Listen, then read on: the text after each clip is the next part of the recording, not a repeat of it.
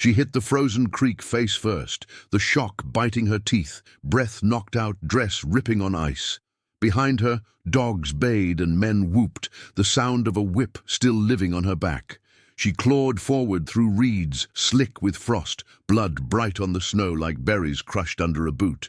He saw her from the saddle, before she saw him, just a smear of blue calico and red on the creek gravel, hair tangled with cattails. Eli Harrow reined in his big roan and felt the animal shift under him, heat and power waiting. Eli was a mountain in a canvas coat, shoulders like a doorframe, hat brim shadowing eyes the color of winter sage. Wind came down the draw with the smell of iron and pine pitch. He swung down. The ground crunched. She flinched at his shadow, trying to crawl deeper into the reeds. Her hands were bound, rope burned the skin raw. One cheek was swollen, the other streaked with mud and blood.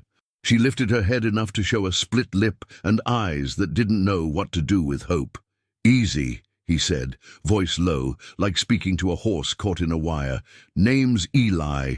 Her breath hitched. Don't let them see me."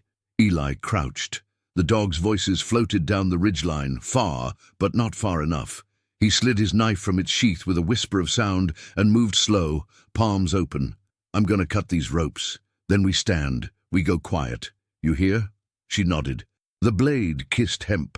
The rope fell and her wrists sprang apart, stiff as sticks from the cold. Eli shrugged his coat off and laid it over her shoulders. It swallowed her. She smelled smoke and leather and a clean something like sun on boards. "Can you walk?" She tried to rise and couldn't. He scooped her up without asking, careful of her back. Her ribs pressed through the coat like bird bones. She made a small sound, not pain exactly, more like something surprised to still be alive. He carried her through cottonwoods, whose white trunks flashed, across the creek where ice crackled and water licked his boots, and up a cut that only cattle and one man with a long memory knew. "Who's hunting you?" he asked when his breath steadied. She swallowed. "Men from the Barlow camp," she said. "Foreman's name is Pike. He, the words thinned. "All right." Eli's jaw set. "You with me now?" He kept them low along the brush line, using boulders for cover, the roan leading obediently by a loose rein. The sky hung hard and pale. In the distance a hawk etched circles, and the hills wore their winter colors, all faded blue and dun. They reached a narrow slot between two shelves of rock, nearly invisible until you were on it. Eli eased her in first, passed the reins through, then followed, shoulders scraping stone. Beyond the slot lay a shallow basin, a sod house tucked into the dirt as if it had grown there. Smoke trailed from a pipe like a sign drawn in the air. The roan whickered, reading the comfort. Eli nudged the door with a boot. Hinges complained. Inside, it was warm and close. A stove clicked. A table stood with 3 chairs and a chessboard cut into it with a knife. He set her in his bed. 2 planks, a mattress stuffed with sweet grass, quilts worn but clean. He poured water from a kettle and found a strip of linen. His big hands did small work, washing the blood from her face, dabbing where the skin broke. He moved like a man mending a fragile song. "What do they call you?" he asked. "Juniper," she said after a breath. "June. He tasted the name, and it fit in his mouth just fine. "Eat some stew, then sleep." She tried a spoonful, and it lit her cheeks with color. Then another. He watched the way her fingers trembled settle into steadier motions. Outside, the hawk cried once, and the wind changed, bringing with it a faint scent of horses and men. He stood and crossed to the door. The knob was warm under his palm. He listened. The sound was a thread, almost not there, but it was there. He set the stew aside and slid the long rifle from its hooks on the wall. "Why are you helping me?" she asked, voice thin with sleep. Eli's mouth twitched. "Because a person is not a thing." Her eyes closed before she could answer. The blanket swallowed her, the coat heavy over her like a promise. Eli stepped outside into light sharp enough to cut, closed the door soft, and scanned the eastern ridge. Snow dusted the pines the way flour dusts a board. He counted the beats in his chest the way he always did before a storm he couldn't stop. Hoofbeats, distant, but marching closer. 3, maybe 4 riders. The dogs had gone quiet, which meant their noses were close to something that paid them. He tightened the cinch on the roan, checked the rifle sight, and moved to the edge of the basin, where scrub oak gave a good blind. The first rider crested the far lip, a silhouette against the bitter sky. He didn't know that the man in front was Pike himself, and that Pike had already sworn to bring June back breathing, because the boss liked his apologies to take a long time. 2 days became a string of small stitches, a tin cup set by a drowsy hand, fire fed in the blue hour, the soft scrape of a broom across packed earth. June spent the first morning not moving, then the second sitting up, the coat still swallowing her, her hair combed with Eli's big wooden comb, until it lay like a dark river. The bruises changed colours, plum to yellow to something almost gone. When she smiled the first time, it was crooked and surprised, and Eli looked at it with the focus he gave to stubborn knots. He didn't ask what had happened. He set a rhythm instead, and let silence do the heavy lifting. He chopped wood with the economy of a church bell. He cooked enough stew for a crew, and then ate a little, leaving most. He took the roan out and checked the fence line. He came back with a rabbit and said, "It was about to eat your beans." And June laughed once, a real sound, the kind that fills a room double. On the third day, she tried standing. He held her elbow and pretended not to. She took 2 steps and paused, breathing the way a runner does after a long race. "I'm not usually this small," she said, almost apologizing. "You're not small," he said, and it came out certain. They fell into the soft negotiations of safety. She let him braid her hair when her fingers cramped, but only after he turned his back while she cried without tears for the way touch could be gentle. She wore his spare shirt, sleeves rolled, hem hitting her knees. She walked from the bed to the table to the doorway and watched the light change, watched the ridge hold its line against sky. When she shivered, he stoked the fire twice instead of once and set an extra log on, like it owed him something. In the afternoons, while Eli repaired tack or whittled a new handle for the coffee pot, June traced a pattern in the dirt with the end of a spoon, a rough little bird wrapped in flames. He glanced once and then didn't look again until he could without breaking something in himself. "Pretty," he said, too casual. "It's from a book my mama had," she told him. "A phoenix. Turns out to be a stubborn thing." "Good kind of stubborn," he said. The hurt on her back was healing into stiffness, into a map of other people's choices. She stretched, hissed, and stretched again. The 4th day brought weather. Snow came like ash from a distant fire, slow, steady, unbothered by men. Eli checked the sky with his jaw. "You sleep," he told June. "I'm going to bring the heifers down to the lower pasture." "Don't go far," she said, and the words were too naked. She bit her lip. "I mean, only if you can." "I hear you." He touched the doorframe instead of touching her shoulder. "Back by supper." He was, but not alone.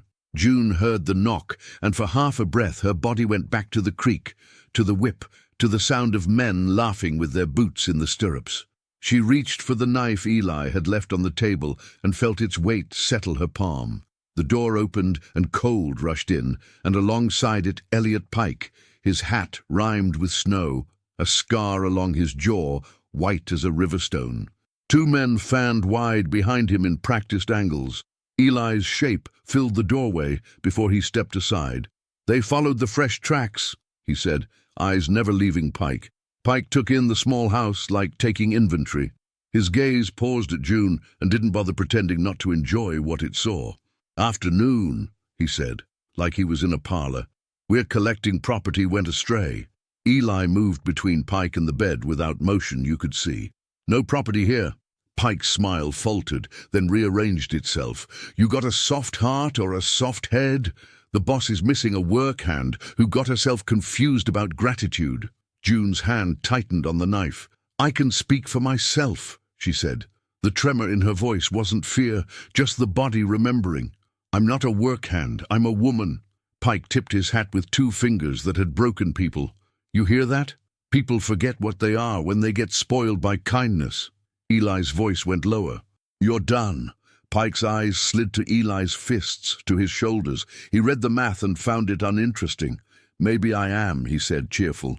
"Maybe I'm just getting started. We'll give you till first light. Bring her to the cottonwoods by the wash and we'll be neighborly. Refuse, and this pretty basin's gonna learn how to burn." He left a boot print like a threat and took the cold with him. Snow swallowed the sound of their horses as they rode off, but the promise in the air remained, something metallic, something that found its way into the mouth. June sagged. Eli shut the door slow, then fastened the latch. Fire crackled like laughter heard wrong. "You don't have to choose me," June said after a while, knife still in her hand, voice steady now. "I won't be the reason a man loses his life or his home."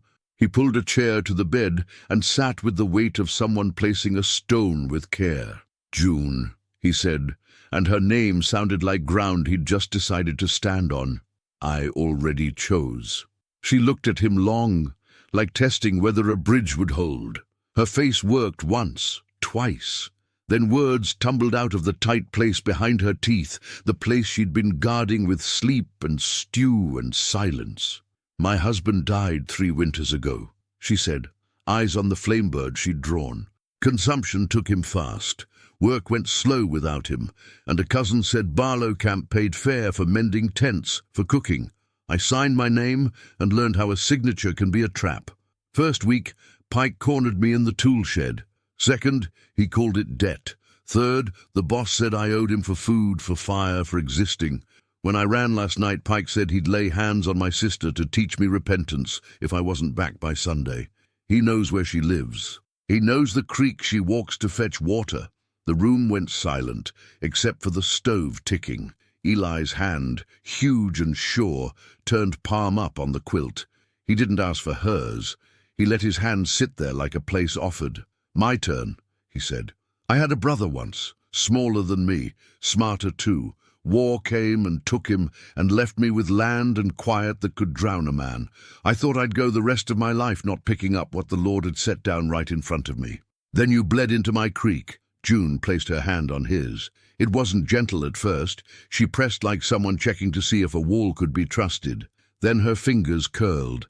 His thumb rubbed the back of her hand once, an absent-minded motion that said more than a paragraph. "Then we're two," she whispered. He leaned forward until his forehead touched hers. Breath mingled. "Two stands better than one in wind," he said. "Tonight we bar the door. At first light we don't go to the cottonwoods." "Then where?" she asked, voice small only because the room was small. "Your sister," he said. "We fetch her. And if Pike wants to follow, I'll teach him how to read the ground wrong for once." He stood, already moving like a man halfway into the next moment. "Eat, then sleep in your clothes." Snow thickened, soft as secrets, and the stove hummed, and 2 people made a plan in a house built to hold one. By dawn, men on horseback would be combing every drawer within 50 miles. Snow quit before dawn and left the world holding its breath. Eli laid out what they needed on the table in a neat row that calmed his head. Cartridges, 2 blankets, a coil of rope, bacon wrapped in brown paper, a flask with coffee strong enough to nail boards. He packed by touch, quiet as prayer. June already had his spare shirt tucked into his spare trousers with twine for a belt, her hair braided so it wouldn't catch. She moved careful, but decided. When he handed her the smaller Colt, she weighed it, thumbed the cylinder, nodded once. "Your sister's place?" he asked. "Willow Creek Schoolhouse. Half-day's ride if the creek isn't mean," she said. "A white gate, paint peeling. Her name's Lark, Ruth Lark." He threw a look at the sky. Color rose behind the ridge like coals being encouraged. "We go along the basalt ledge till the cottonwoods, then we drop into the wash. He'll expect the road."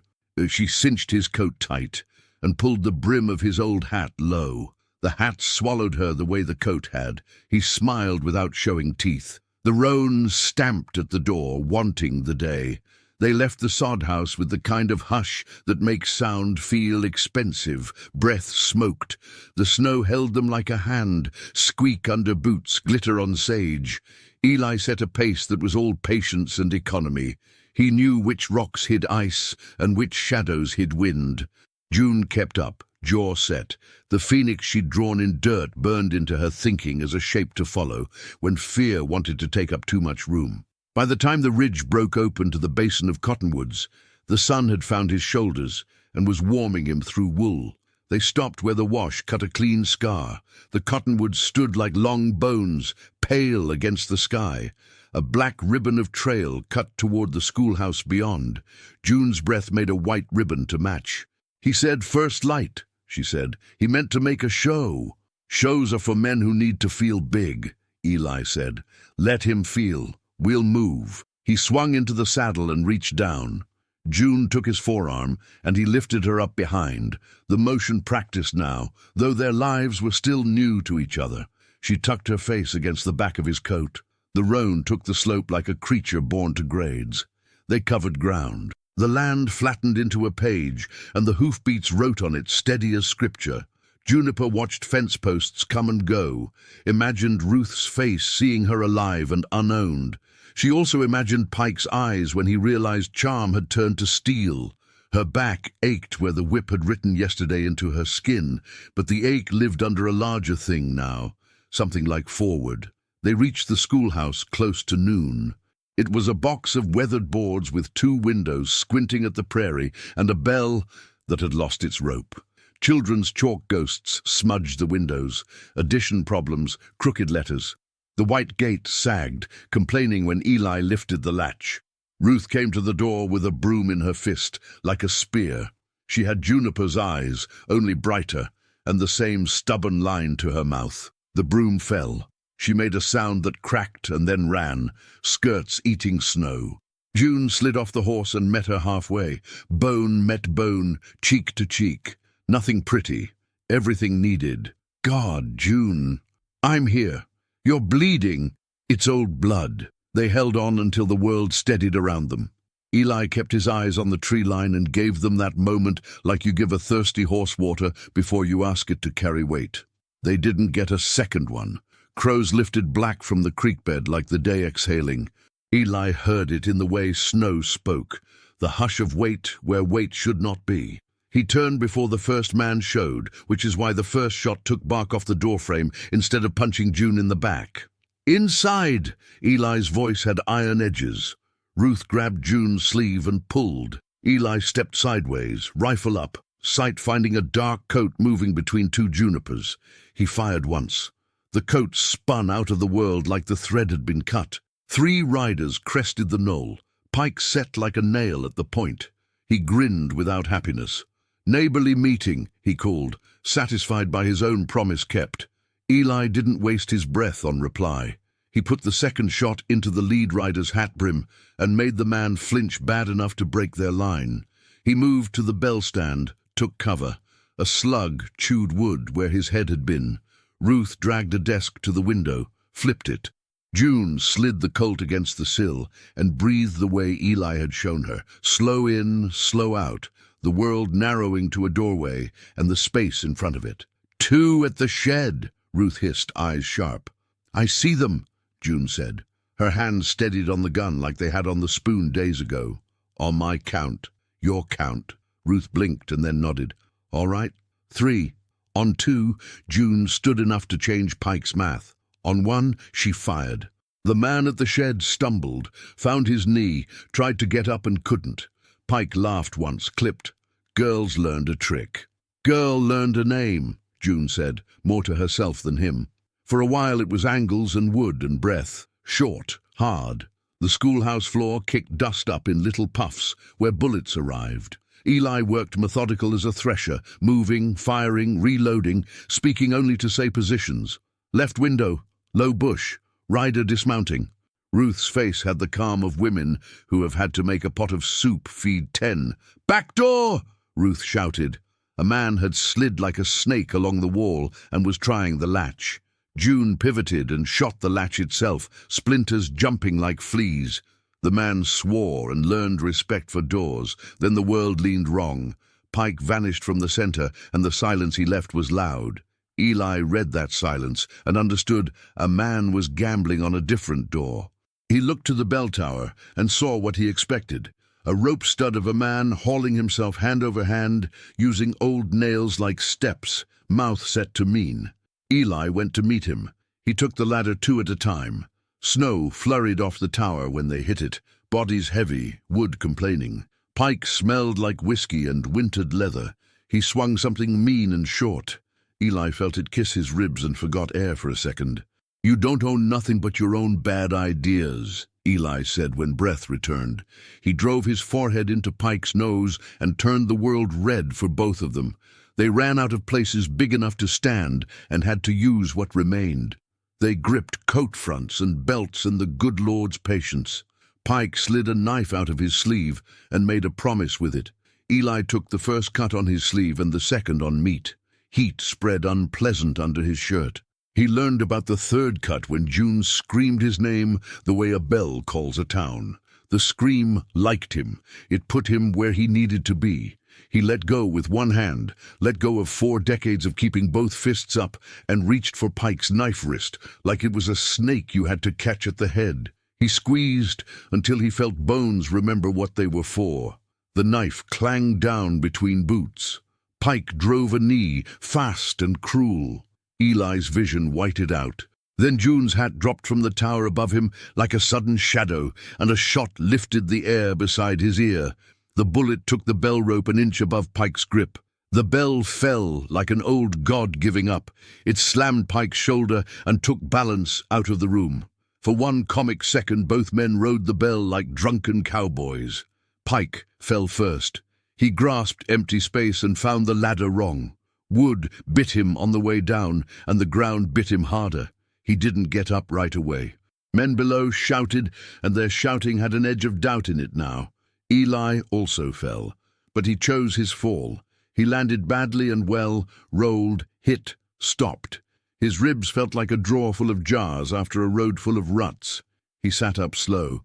Blood soaked his shirt in a spreading country. June's face appeared at the trap opening. "You with me?" she called. "2 stands better than 1, he answered. That was all she needed. The men at the knoll had lost the taste for it. 2 pulled their friend who had found the shed and carried him onto a horse, with the care of men who had learned mortality by hand. Pike got to his knees with a sound he wasn't proud of. He looked at June like he could make her smaller by thinking it hard enough. He spat blood and something white. "I'll light this whole county to find you," he said low, "and I'll walk your sister to the fire myself." June came down the ladder. She walked past Eli and went out the door with the strange calm of someone stepping into a winter lake, because she meant to cross and then dry on the other side. She held the colt down, fingers straight. She stopped 4 paces from Pike. The world got very particular.